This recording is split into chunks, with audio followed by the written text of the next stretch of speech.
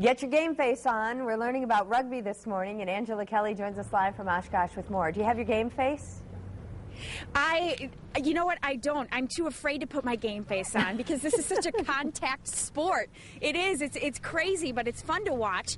And if you could tell us, Jordan, again, for people who weren't watching last time, what is rugby and how does it work?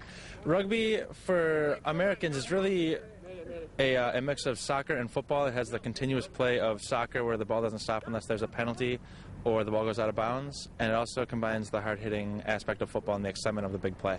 Okay, the hard-hitting action of football, except these guys don't wear pads. Let's take a look at Ross here. This is kind of the typical get-up, right? That's right. We have Ross with his jersey on. Typically, we don't wear any pads at all. The only kind of protection we have is a mouth guard. We have the shorts that are of really solid fabric. If we had anything a little less solid, they get ripped a lot. We have socks that kind of go along with the jersey. You see the red and the blue that go along with our quads on the jersey. And then our cleats as well. And a difference between football cleats and rugby cleats is that football cleats, they're allowed to have a front toe cleat, whereas in rugby we can't have the front toe cleat because if you step on someone with a front toe cleat, it hurts quite a bit. And the ball is more oval too. It is. It's not pointed like a football is and not quite as round as a soccer ball. It bounces kind of funny, but it's a lot easier to pass. I want to talk to Ross for a second here. What's it like to be out there with no pads on? I mean, what kind of injuries have you sustained? Personally, I have separated shoulder. I have twisted more ankles than I can imagine. My wife would definitely test that I can't walk for a couple of days after something like that happens. But, you know, just it's so much fun and fantastic to be out there involved and you know, the camaraderie with the guys and getting hit and getting tackled, and it's something you just can't even explain very much. Yeah, and it's really, and since the start of rugby, it's been no pads. I mean, that's kind of the essence of it.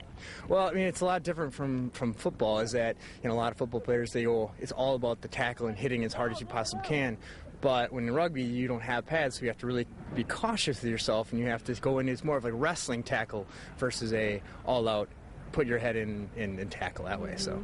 And I know we have a couple of pictures from your last game. Who did you guys play last? We played Westside Harlequins down in Milwaukee. And how have you guys been doing this season? You know, we've vastly we've gotten a lot better this year, and it's been pretty fun to play out there playing.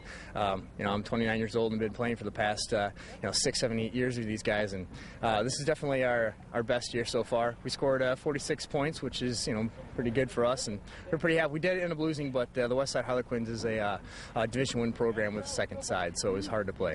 Well, you guys are brave. This just looks too scary to me, but it is fun to watch. And we'll toss it back to you guys, and we'll join you back here in Oshkosh with another live report with the rugby team. It sounds good. Thanks, Ange.